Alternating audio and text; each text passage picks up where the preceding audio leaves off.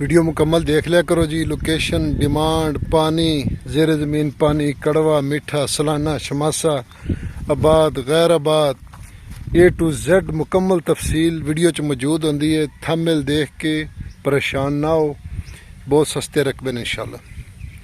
बिस्मिल्लाहिर्रहमानिर्रहीम।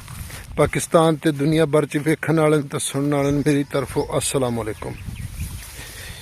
तुसी वेख रहे हो Facebook page, YouTube channel Punjab ज़मीन ऑनलाइन ते मैं तुहाडा दोस्त मोहम्मद इमरान खान।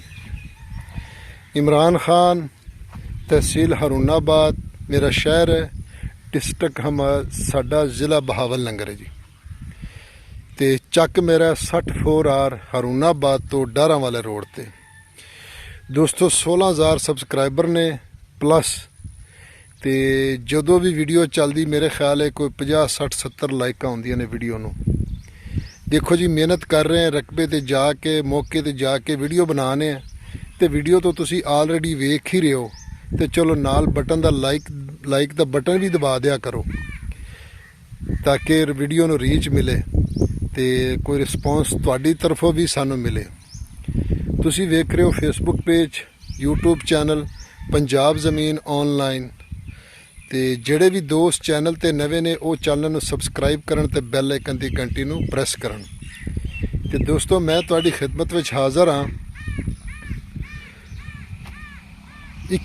21 तो 21.5 एकड़ यानी 21 एकड़ 4 कनाला ते 15 मरले ये रकबा दी वीडियो लैके हाज़र हाँ तुहाडी खिदमत च। उम्मीद करना वा कि तुहानू ये बड़ी पसंद आवेगी। दोस्तों लोकेशन तहसील हारूनाबाद ते ज़िला बहावलनगर। हारूनाबाद तो तकरीबन कोई 14 किलोमीटर ये रकबा दूर पिया जी ते लिंक रोड तो कोई अद्धा किलोमीटर एक कच्चे रस्ते ते रकबा पिया। दोस्तों सालाना इंदा पानी है जी ते ज़ेरे ज़मीन पानी तकरीबन 80 तो 85% है, यानी 100% भी नहीं है, 60-65 भी नहीं है, 80 तो 85% है। देखो जी A to Z हर चीज़ समझाने, लेकिन ज़्यादातर दोस्त फिर भी कॉल करके पुछते हैं थंबनेल देख के कि ए रकबा इन्ना कित्थे पिया। देखो लोकेशन तुहानू दसने, डिमांड दसने, पानी दसने, हर चीज़ दसने। उस तो बाद जो भी तुसी कोई चीज़ पुछनी है, कंप्यूटर है, नॉन कंप्यूटर है, लेकिन साडा ज़िला सारे कंप्यूटर है। तो इस वास्ते दोस्तों मुकम्मल वीडियो की बार बार यही रिक्वेस्ट होती है। तो यारानो दोस्तानो जमा चैनल सब्सक्राइब की बेल आइकन घंटी दबाओ किसी टूलो नमक की जमा वीडियो ताश तो रसी जी नो पंजाब की जमक की वाखले कुल जमक की दी पख्तनवाले पे लिहाज बानिम दिमा वीडियो लाइक की और शेयर की।